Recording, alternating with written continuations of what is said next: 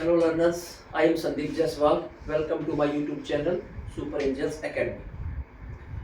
आज हम एक बड़ा अच्छा टॉपिक इंग्लिश ग्रामर में पढ़ने वाले हैं. What is an object? Sentence में क्या चीज ऑब्जेक्ट हो सकती है? ये छोटे बच्चों को बड़ी परेशानी आती है ऑब्जेक्ट को आइडेंटिफाई करने में. तो आज इसके बारे में हम बड़ी डिटेल में चर्चा करने वाले हैं. अच्छा डिस्कशन होगा और आप कुछ लक्की लोग होंगे जो इस वीडियो को देख के अच्छी तरह से सीख पाएंगे और अपने डाउट्स क्लियर कर पाएंगे. तो देखिए सबसे पहले एक कॉमन स्ट्रक्चर स्टार्ट करते हैं. आपने ये स्ट्रक्चर पढ़ा होगा सबसे पहले SVO. बड़ा कॉमन स्ट्रक्चर है जो स्कूलों में प्राइमरी लेवल में बच्चों को पढ़ाया जाता है. ये एक सिंपल सेंटेंस का स्ट्रक्चर होता है. इसमें S stands for subject and V stands for verb and O stands for object.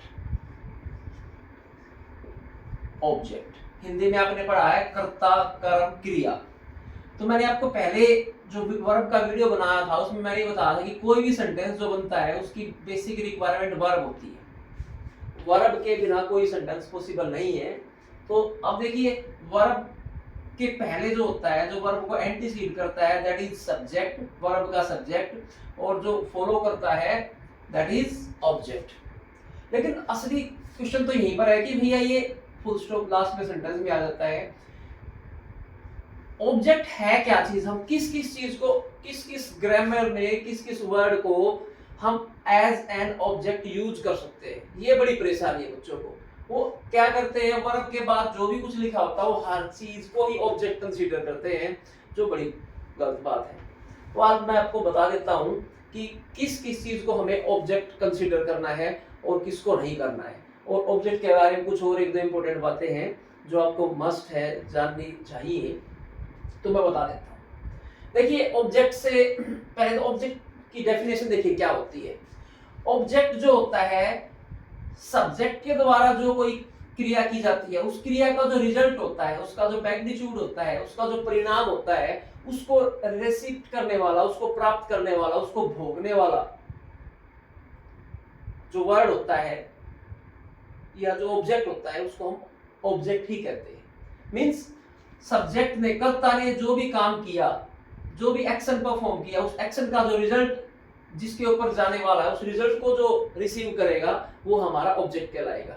अब बातों से समझ में नहीं आएगा, मैं आपको एग्जांपल से बताता हूँ. तो देखिए सबसे पहले मैं आपको ये बता के चलता हूँ कि हम ऑब्जेक्ट की जगह पर किन किन वर्ड्स को यूज कर सकते हैं और किन को नहीं कर सकते, ये भी ध्यान रखना है. सबसे पहले देखिए हमारा सबसे कॉमन सेंटेंस जो होता है, हम नाउन को डायरेक्ट जो होता है वर्ब के बाद अगर आपका नाउन आ जाए, कोई भी नाउन वर्ड आ जाए, नाउन ग्रामर के अंदर नाउन आपको पता है, common noun, proper noun, material noun, collective noun, अगर कोई भी नाउन वर्ड आ जाए तो वो हमेशा ही क्या होगा, आपका ऑब्जेक्ट का काम करेगा. प्रेपोजिशन के बाद भी कोई नाउन आ जाए वो भी आपका क्या होगा, ऑब्जेक्ट का काम करेगा. अगर कोई प्रोनाउन आ जाए, प्रोनाउन आपने पढ़ी है table, I, my, me, we, our, us, you, your, you, he, his, him, ये वाली जो प्रोनाउंस है उन प्रोनाउन में भी ऑब्जेक्टिव, जैसे ऑब्जेक्टिव प्रोनाउन जैसे आई, माई में मी आ गया, इसका ऑब्जेक्टिव, यू, यूर, यू आ गया, वी, आवर, अस आ गया, ये वाली जो है ही, हिज, हिम आ गया. अगर वर्ब के बाद हम ऑब्जेक्टिव प्रोनाउन को यूज करते हैं तो वो भी आपका डायरेक्ट ऑब्जेक्ट बन जाता है. फिर नाउन फ्रेज. अब नाउन फ्रेज क्या है अभी मैं एग्जांपल्स के द्वारा बताऊंगा, आपको और क्लियर हो जाएगा. आज के वीडियो में जल्दबाजी नहीं है, आपको बिल्कुल अच्छी तरह से क्लियर करके जाऊंगा सारी चीजें. फिर जिरंड. ये जिरंड होता क्या है, कुछ बच्चों को तो जिरंड भी नहीं पता होगा, तो मैं आपको बताने वाला हूं आपको कि जिरंड जो होता है वो क्या होता है. वो भी आपका नाउन का काम करेगा और वो ऑब्जेक्ट की जगह पर यूज हो सकता है. इन्फिनेटिव. इन्फिनेटिव भी प्राइमरी लेवल पर तो बच्चे नहीं पढ़ते हैं लेकिन 8th 9th 10th में जाके पढ़ते हैं. तो इन्फिनेटिव भी जो है वो आपका ऑब्जेक्ट का काम कर सकता है. इसके अलावा नाउन क्लोज. नाउन क्लोज जो होती है ये भी आप एज ए ऑब्जेक्ट यूज कर सकते हैं. और जो ग्रीन पेन से मैंने नोट किए थे आपके नीचे टाइम बचाने के लिए, ये जो मैंने वर्ड लिखे हैं ये आपके जैसे एडजेक्टिव और एडवर्ब जो होते हैं ये आपके कभी भी ऑब्जेक्ट नहीं होते. तो ये होते क्या हैं, तो ये कॉम्प्लीमेंट होते हैं. किसके कॉम्प्लीमेंट होते हैं ये भी मैं आपको बताने वाला हूं. तो चलो स्टार्ट करते हैं.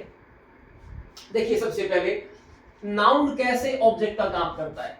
देखिए जैसे मैंने आपको लिख दिया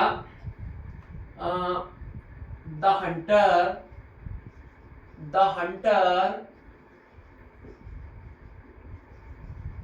killed the snake.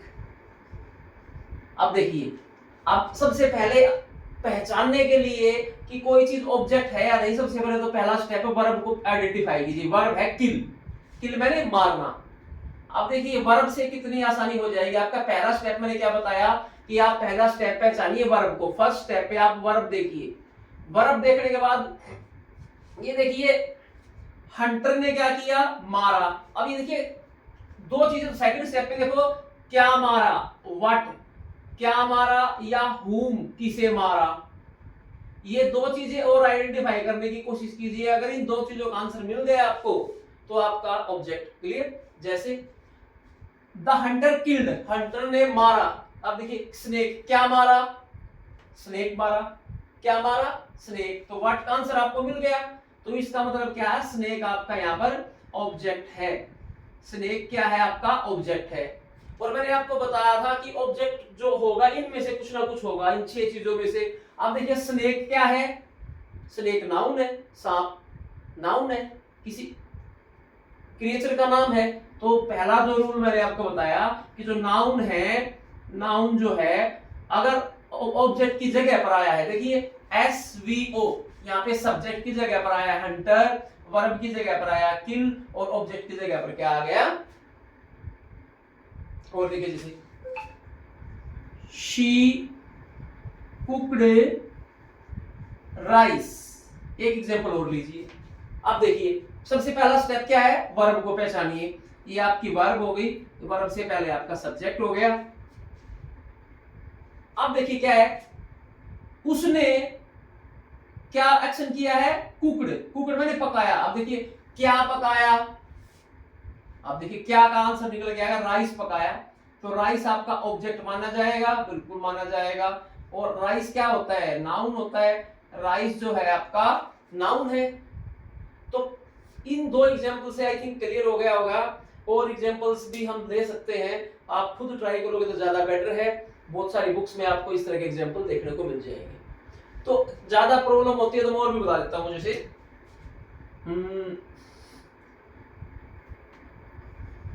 Anil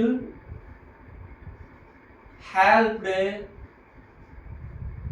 Mohan. अब देखिए ध्यान से, हेल्प्ड क्या है, वर्ब आपकी, अनिल क्या है, सब्जेक्ट। अब देखिए मोहन क्या है, नाउन है।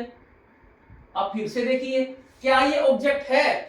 मैंने आपको बता ही दिया, अगर नाउन होगा तो डेफिनेटली 100% का ऑब्जेक्ट होगा ही होगा। इसमें तो देखने की आपकी कुछ सोचने की कोई बात है ही नहीं। तो देखो फिर भी चेक कर लेते हैं रूल के हिसाब से। सबसे पहले वर्ब चेक किया, हेल्प्ड। अनिल ने क्या किया, क्या का आंसर मिल, इसमें कोई क्या का आंसर नहीं मिला, फिर किसे का आंसर मिल गया। अनिल ने किसकी हेल्प की, मैंने कहा या तो व्हाट का आंसर निकल के आ जाए या आपका हुम का आंसर निकल के आ जाए, तो फिर आपका क्या हो जाएगा, वो ऑब्जेक्ट हो जाएगा। तो देखिए यहाँ पर अनिल ने किसकी हेल्प की, मोहन की हेल्प की। तो इसका मतलब हुम या व्हाट का आंसर जब आपको मिल जाएगा तो डेफिनेटली जो वर्ड आपका आंसर देगा हुम का या व्हाट का, वो आपका क्या हो जाएगा, ऑब्जेक्ट हो जाएगा। तो हम कह सकते हैं कि ये मोहन जो वर्ड यहाँ पे आया है ये आपका ऑब्जेक्ट है। तो आई होप आपको समझ में आ गया होगा कि भैया पहला पॉइंट क्या था कि ऑब्जेक्ट जो है उसकी जगह पर हम नाउन को यूज कर सकते हैं। अगर नाउन डायरेक्ट आ जाए तो आपका वो ऑब्जेक्ट होता है। एक एग्जांपल और देखिए, मैंने साथ में लिखा है प्रेपोजिशन। जैसे मैं कहता हूं द कैट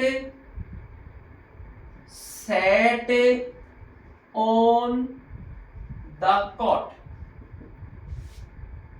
अब देखिए कैट सब्जेक्ट, सेट मैंने बैठी थी, ऑन प्रेपोजिशन आ गया आपका, और कॉट आपका खाट, चारपाई, ये नाउन आ गया। तो यानी कि प्रेपोजिशन के बाद भी जो नाउन आ जाता है यहाँ पे, ये प्रेपोजिशन का ऑब्जेक्ट हो गया।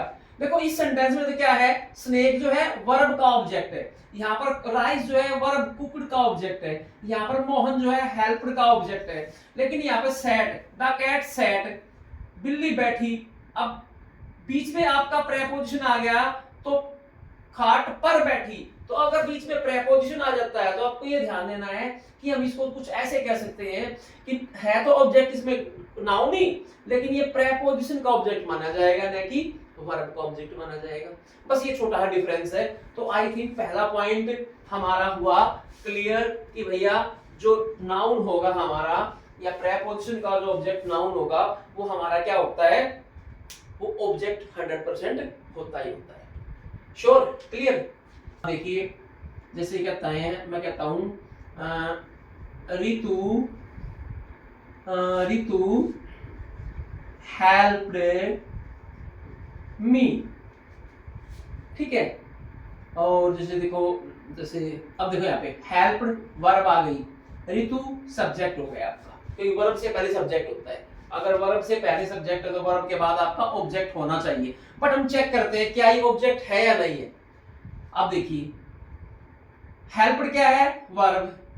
रितु ने क्या की, हेल्प की।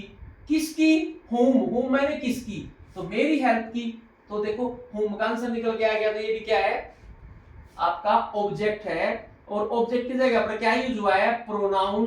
और प्रोनाउन भी कौन सा यूज हुआ भैया, मैंने आपको बताया था अभी कि अभी प्रोनाउन होना चाहिए ऑब्जेक्टिव। ऑब्जेक्टिव के जैसे कैसे, ये आई, माई, मी, ये आपका नॉमिनेटिव प्रोनाउन, ये आपका पजेसिव, और ये आपका ऑब्जेक्टिव होता है। जो टेबल आप याद करते हो उसमें जो तीसरे नंबर का कॉलम होता है हम उसको ऑब्जेक्टिव प्रोनाउन बोलते हैं। और ऑब्जेक्टिव प्रोनाउन ऑब्जेक्ट की जगह पर यूज होता है।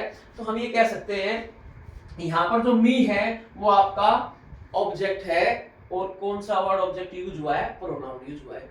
जैसे आई लाइक हर।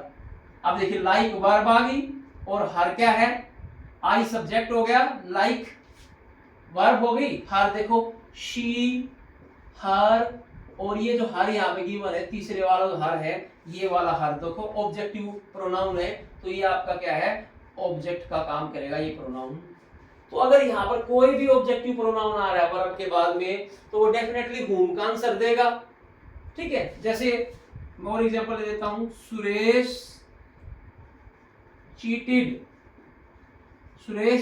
मी। अब फिर से देखिए, सुरेश ने चीट किया, किसे चीट किया, whom did सुरेश चीट। तो सुरेश ने किसको चीट किया, मुझे चीट किया। तो ये मी भी आपका क्या है, ऑब्जेक्ट है। तो ज्यादा इस पे टाइम नहीं लगाते, मुझे लगता है कि आपको ये क्लियर हो गया होगा इन 3 एग्जांपल से। और हम इसको भी उम्मीद के साथ टिक कर देते हैं कि आपको समझ में आ गया है कि भैया नाउन, उसके बाद प्रोनाउन कौन सा, ऑब्जेक्टिव प्रोनाउन हमारा एज ए ऑब्जेक्टिव यूज होता है। देखिए पहले तो फ्रेज समझ लीजिए क्या है। जैसे मैं आपको एग्जांपल देता हूं, जैसे एग्जांपल देता हूं, फ्रेज का मतलब क्या होता है, फ्रेज का मतलब ये समझ सकते हो आप, 2-3 वर्ड्स का ग्रुप, लेकिन वो सेंटेंस नहीं है। जैसे मैं कहता हूं, मैंने कहा बुक, ये एक सिंगल वर्ड है, ये सिंगल नाउन है, सिंगल वर्ड का नाउन है। अगर मैं कह देता हूं न्यू बुक, अब देखो ये वर्ड्स का ग्रुप हो गया और नाउन इसके साथ ऐड हुआ है, ग्रुप में नाउन है, मेन चीज नाउन है, तो ये क्या हो गया, फ्रेज बन गया। और भी अच्छा लगा सकता हूं तो मैं क्या देता हूं, उसके आगे एक चीज और लगा दो, आ न्यू बुक। अब देखो तीन वर्ड्स का ग्रुप हो गया। तो मैंने क्या बोला है, एक ग्रुप ऑफ वर्ड्स जो कंप्लीट सेंटेंस नहीं है, बस एक वर्ड की तरह ही काम करेगा, इसलिए इसको हम क्या बोलते हैं, नाउन फ्रेज। क्योंकि नाउन से बना है ये फ्रेज, सेंटेंस नहीं है ये, क्योंकि इसमें अपना सब्जेक्ट नहीं है, इसमें अपनी वर्ब भी नहीं है, तो ये सेंटेंस तो नहीं है, ग्रुप ऑफ वर्ड्स है और इसमें मेन चीज क्या है, नाउन है। तो इसलिए इसको हम क्या कह देते हैं, नाउन फ्रेज बोल देते हैं। अब तो आई थिंक आपको समझ में आ गया होगा, आ न्यू बुक ये कैसे फ्रेज बन गया। खाली बुक था तो एक सिंगल वर्ड था, न्यू बुक या आ न्यू बुक क्या हो गया, आपका फ्रेज हो गया। जैसे और एग्जांपल देख लीजिए, डॉग नाउन है, इसके आगे मैं लगा देता हूं फैट डॉग या आ फैट डॉग। किसी को एक एग्जांपल से समझ नहीं आया तो मैं एक एग्जांपल और लिख के दिखा दिया आपको। ये भी क्या हो गया आपका, फैट डॉग क्या हो गया, क्या हो गया, ये भी आपका नाउन फ्रेज हो गया, क्योंकि इसमें नाउन के बारे में ही एक्स्ट्रा इंफॉर्मेशन मिली है, तो ये भी नाउन फ्रेज हो गया। अब कहीं पर ये पूरा का पूरा फ्रेज यूज हो जाए तो हम कह देंगे भाई नाउन फ्रेज भी पूरा का पूरा ऑब्जेक्ट हो जाता है। जैसे मैं कहता हूं Kunal bought a new cycle ले लेते हैं, चलो अब की बार बुक की जाए।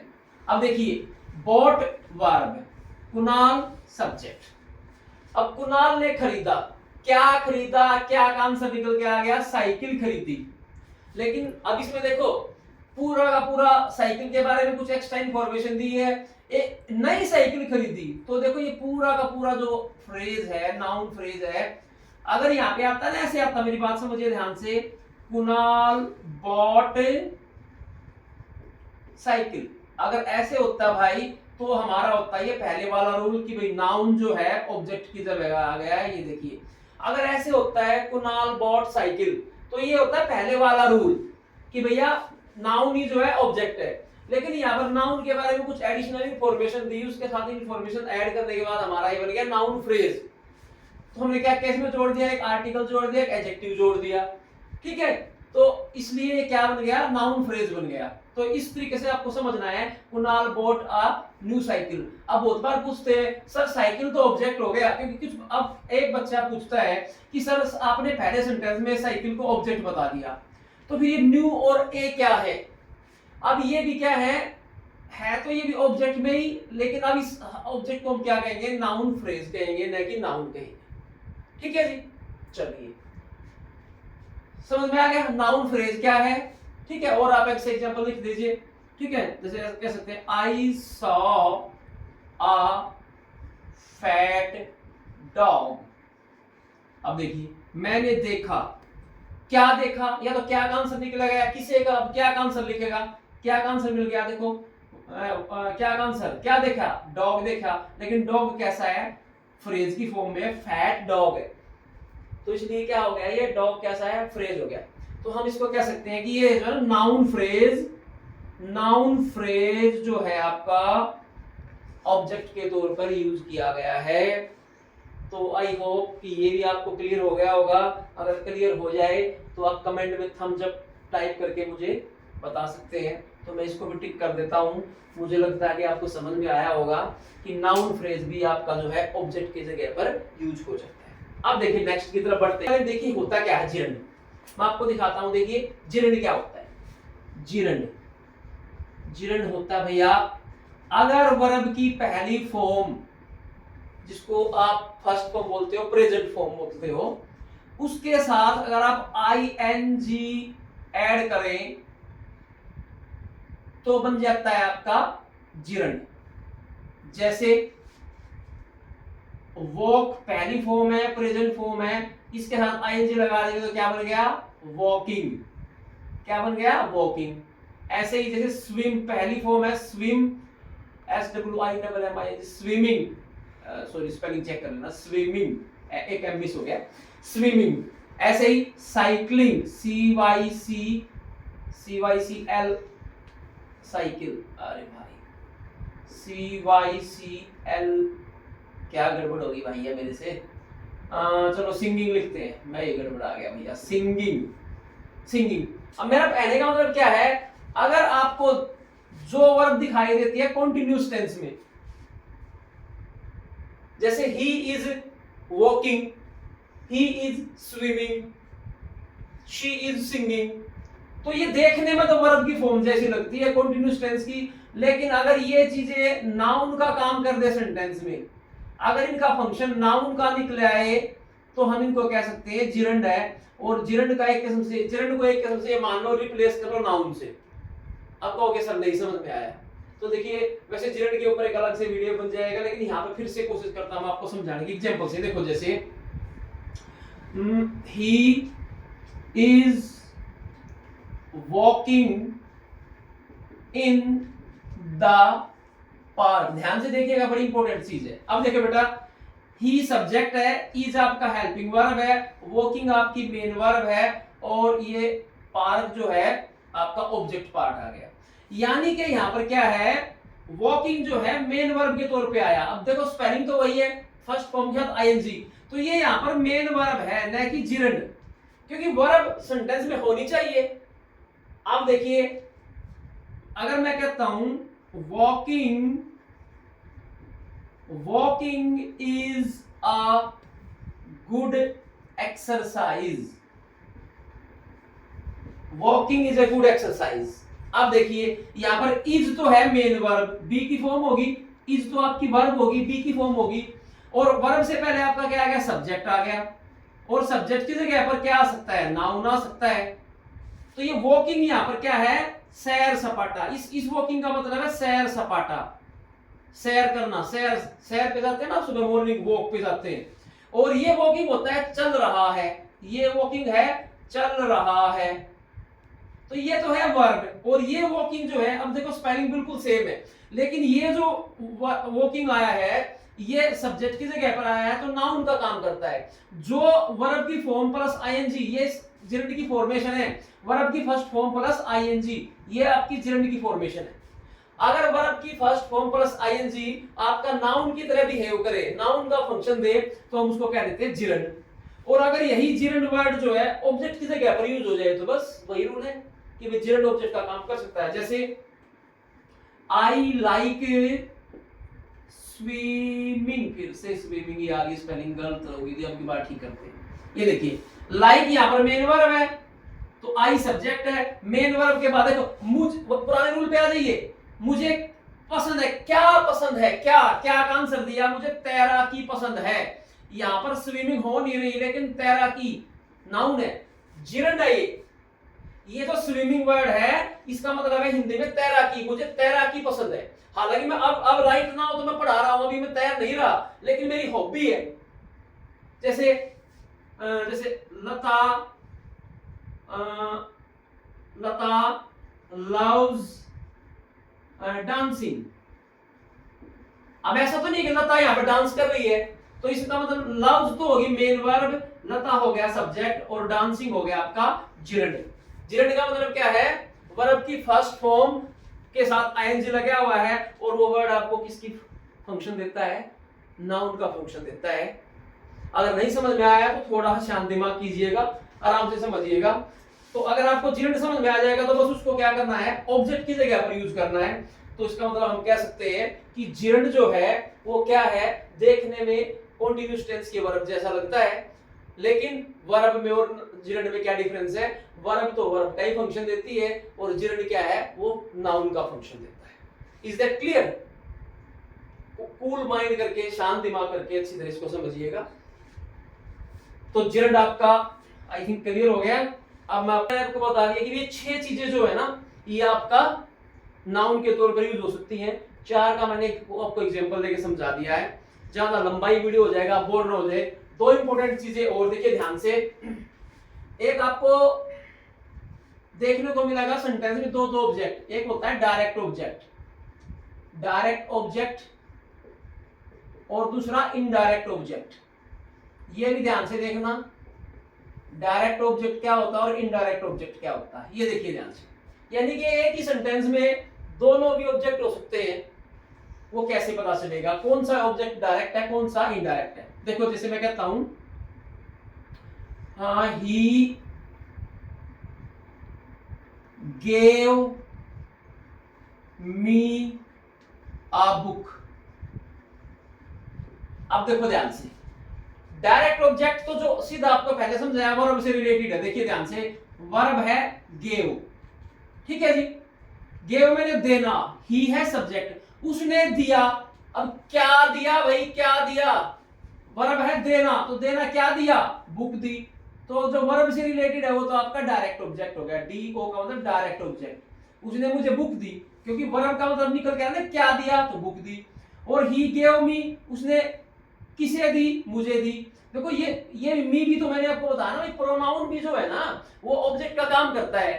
तो आया वर्ब के बाद है और ऑब्जेक्ट वाली जगह पर आया, तो है तो ये भी ऑब्जेक्ट ही, लेकिन ये इनडायरेक्ट ऑब्जेक्ट है, क्योंकि वर्ब के साथ तो मेन कॉम्बिनेशन किसका बनता है, किसकी कोलैबोरेशन, किसका सिंक्रोनाइजेशन होता है, किसका एग्रीमेंट है वर्ब के साथ? नाउन का, बुक का। तो बुक आपका डायरेक्ट ऑब्जेक्ट है और ये इनडायरेक्ट ऑब्जेक्ट है। और देखिए जैसे ब्रिंग मी वाटर। अब देखिए ब्रिंग लेके आओ, लेके आओ, क्या लेके आओ? पानी लेके आओ। तो देखो वर्ब के साथ एग्रीमेंट किसका है? वाटर का। तो वाटर आपका क्या हो गया? Direct object. ये आपका डायरेक्ट ऑब्जेक्ट हो गया, डायरेक्ट। और मी क्या हो गया? Indirect object. अब एक बात और ध्यान से देखना, मोस्टली इनडायरेक्ट ऑब्जेक्ट जो है डायरेक्ट ऑब्जेक्ट से पहले आ रहा है, लेकिन जरूरी नहीं है, आपका अलग भी हो सकता है। तो मैं कहना चाह रहा हूं कि सेंटेंस में डायरेक्ट ऑब्जेक्ट और इनडायरेक्ट ऑब्जेक्ट को पहचानने के लिए आपको किस चीज पे फोकस करना है? वर्ब के साथ। जिसका वर्ब के साथ डायरेक्ट एग्रीमेंट हो जाए, जो वर्ब के रिजल्ट का रेसिपेंट है, वो तो आपका डायरेक्ट ऑब्जेक्ट, और बाकी इनडायरेक्ट ऑब्जेक्ट है। अब इंपॉर्टेंट चीज जिसके लिए हमने टॉपिक स्टार्ट किया कि तो सर वो चीज है क्या जो डायरेक्ट ऑब्जेक्ट नहीं होती और हम उसको मिसकंफ्यूज करते हैं। तो देखिए ध्यान से, मिस्टेक नहीं होनी चाहिए। तो देखिए जैसे मैंने आपको लिख के दिखाया है कि एडजेक्टिव और एडवर्ब जो है वो आपके ऑब्जेक्ट नहीं हो सकते। जैसे मैं कहता हूं शी इज हैप्पी। अब देखिए हैप्पी इज वर्ब हो गई आपकी, सी आपका सब्जेक्ट हो गया। हैप्पी क्या होता है? डिग्री होती है। एडजेक्टिव है तो देखो हैप्पी की डिग्री बना दिया ना, हैप्पी, हैप्पियर, हैप्पीएस्ट। तो एडजेक्टिव हो गया भैया, हैप्पी, हैप्पियर, हैप्पीएस्ट। ऐसे डिग्री चेंज कर सकते हैं हम, इसकी एडजेक्टिव है, इसका मतलब ये। तो हैप्पी जो है एडजेक्टिव है, और मैंने आपको बताया अगर एडजेक्टिव आ जाए वो, तो देखो भाई अभी क्या बात हुई है कि भाई हैप्पी जो है ये एक एडजेक्टिव है। एडजेक्टिव मतलब विशेषण है। तो अगर आपका यहाँ पे एडजेक्टिव का एडवर्ब आ जाए ना, तो आपको इसको क्या बोलना है? ऑब्जेक्ट नहीं बोलना। तो फिर क्या बोलना है? ये क्या हो जाएगा? हम इसको बोलेंगे कॉम्प्लीमेंट। अभी मैंने एक वर्ड लिखा हुआ ना ग्रीन में, कॉम्प्लीमेंट। कॉम्प्लीमेंट, कॉम्प्लीमेंट मैथ में पढ़ा होगा ना आपने, पूरक angle, supplementary angle, angle complementary angle. तो कॉम्प्लीमेंट मतलब क्या है? ये इस वर्ब को पूरी कर देता है, मीनिंग को पूरा कर देता है। भाई अगर खाली मैं लिखूं शी इज, वो है। अब देखो, अब इसको मैं ऑब्जेक्ट क्यों नहीं मानता, मैं प्रूफ करके दिखाता हूं। देखिए मैंने कहा है तो व्हाट का आंसर निकलेगा, होम का निकलेगा। शी इज वो है, क्या है? हैप्पी। अरे हैप्पी तो नहीं बनता। कौन है? हैप्पी नहीं है। तो वो कैसी है? वो उदास, खुश है, उदास है, मोटी है। तो देखो ये तो है, कैसे का आंसर दे दिया। अगर जब कैसे का आंसर निकल के आया तो आपका बन गया एडजेक्टिव। तो अगर यहाँ पे एडजेक्टिव का यूज हो जाए तो उसको हम क्या बोलेंगे? Complement of subject. और अब देखिए नेक्स्ट एग्जांपल देखिए, ही इज ऑनेस्ट। अब देखो ध्यान से, वह क्या है? क्या का भी आंसर नहीं निकलता। वह कौन है? whom का भी आंसर नहीं आया। वह कैसा है? वह ईमानदार है। तो ये फिर से क्या आ गया आपका? एडजेक्टिव। ये एडजेक्टिव आ गया। तो एडजेक्टिव आ गया तो फिर से क्या कहेंगे? इसको हम कॉम्प्लीमेंट कहेंगे। अब देखिए जैसे a snail, एक एग्जांपल और देता हूं, a snail moves slowly। अब देखिए घेंगा स्नेल होता है, वो मूव करता है, चलता है, ये वर्ब है। कैसे चलता है? स्लोली, धीरे धीरे चलता है। तो ये भी क्या है? कॉम्प्लीमेंट है। ये ऑब्जेक्ट नहीं है, क्योंकि ना तो ये व्हाट का आंसर देता है या ना तो ये whom का आंसर देता। तो ये आपका क्या हो गया? एडजेक्टिव एडवर्ब अगर आपका आ जाए तो हमने उसको क्या लेके चलना है भाई? उसको हमने लेके चलना है complement of the verb, complement है। अब देखिए ये एक इंपॉर्टेंट कंपटीशन के लेवल की मैं बात बता देता हूं, कुछ एक्सेप्शन भी आ जाते हैं। अब ये तो मैंने आपको बताया कि भाई एडजेक्टिव जो होता है वो आपका क्या है? सब्जेक्ट ऑब्जेक्ट नहीं है, कॉम्प्लीमेंट है। लेकिन एक रूल ऐसा भी है कि आपका एडजेक्टिव जो है ना, एडजेक्टिव जो है वो आपका ऑब्जेक्ट बन जाएगा। तो कैसे बनेगा? देखिए मैं ध्यान से एक एग्जांपल लिखता हूं, माय फादर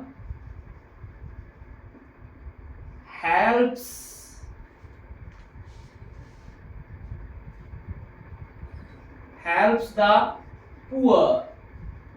अब देखिए पुअर की अगर डिग्री चेंज करके देखो, पुअर, पुअरर, पुअरेस्ट, यानी कि ये एडजेक्टिव है आपका। पुअर शब्द क्या है? एडजेक्टिव है। तो इसका मतलब ये तो नाउन सॉरी ऑब्जेक्ट नहीं है, लेकिन अब देखो इस एडजेक्टिव के आगे अगर दा लग गया तो ये जो है नाउन बन गया है। अगर एडजेक्टिव के आगे आपने दा लगा दिया, वैसे कहोगे सर द पुअरेस्ट तो हमने सुना है, द पुअरेस्ट, क्योंकि सुपरलेटिव डिग्री के आगे तो दा लगता है, लेकिन आपने तो पॉजिटिव डिग्री के आगे दा लगा दिया। हाँ बिल्कुल लगा दिया। अगर पॉजिटिव डिग्री के आगे मैंने दा लगाया है तो ये नाउन बन गया। क्या बन गया भाई, ये ध्यान देना, नाउन बन गया। अब ये नाउन कैसे बन गया, माई फादर सब्जेक्ट हो गया, सब्जेक्ट फादर हेल्प्स वर्ब हो गया। पिताजी मदद करते हैं, किसकी मदद करते हैं, देखो किसकी किसकी, हुम आ गया ना, हुम का आंसर, तो किसकी मदद, गरीबों की। तो गरीब क्या है, लोग है, तो लोग क्या होता है, नाउन होता है। यानी कि अगर पूर, ये तो पूर होता है गरीब, दापुर का मतलब है सभी गरीब आदमी आगे, यानी कि कोई भी गरीब आदमी फादर को मिलेगा तो फादर उसकी मदद करते हैं। तो अगर एडजेक्टिव के आगे दा लगा हुआ है तो वो ये पूरा का पूरा पूरी गरीब कम्युनिटी को शो करता है, दा पुअर, तो ये नाउन बन गया। और ऐसे नाउन को मैंने लिखा हुआ है नाम सब्सटेंटिव नाउन कहते हैं। क्या कहते हैं, सब्सटेंटिव नाउन। इनको ढूंढ के पढ़ा करो। अगर मैंने आपको बता दिया होता क्या है तो थोड़ी स्टडी खुद भी किया करो। तो ये चीजें मैं आपको बताना चाहता था कि भैया ऑब्जेक्ट किस चीज को मानना है, किसको नहीं मानना। ऑब्जेक्ट मानना है तो आपको नाउन को, प्रोनाउन को, नाउन फ्रेज को, जिरंड को, इन्फिनेटिव को और नाउन क्लास को। किसको नहीं मानना है, आपको एडजेक्टिव और एडवर्ब को क्या मानना है, कॉम्प्लीमेंट न कि ऑब्जेक्ट। और अगर एडजेक्टिव के आगे दा लग जाए, वो किसी पूरी क्लास को रिप्रेजेंट करने लग जाए, तो उसको क्या मानेंगे, सब्सटेंटिव नाउन, और वो भी क्या होता है, ऑब्जेक्ट होता है। फिर भी कुछ भी डाउट रह जाए तो एक रामबाण चीज बता देता हूं, बिल्कुल बेस्ट मेथड मैंने ये बताया आपको। व्हाट और हुम का आंसर निकाल के देखना। अगर व्हाट और हुम का आंसर निकल के आ जाए तो आपका ऑब्जेक्ट है। तो ठीक है स्टूडेंट्स, अगर मैंने आपको बताया अगर व्हाट और हुम का आंसर आ जाए, आंसर मिल जाए, तो वो है आपका ऑब्जेक्ट। और अगर कैसे का आंसर निकले तो उसको हम क्या बोलेंगे, कॉम्प्लीमेंट। और ये भी पहचान हो जाएगी वहां पे आपका एडजेक्टिव मिलने वाला है या एडवर्ब मिलने वाला है। आई होप आपको ये चीजें समझ में आ गई होगी। अगर आपको समझ में आई है तो वीडियो को आज जरूर लाइक करना है, कमेंट भी करना है और अपना नाम लिख के बताना कि आपने किस किस ने ये वीडियो मेरा देखा है। और thank you very much, keep smiling, keep learning and subscribe my YouTube channel super angels academy. Thank you very much.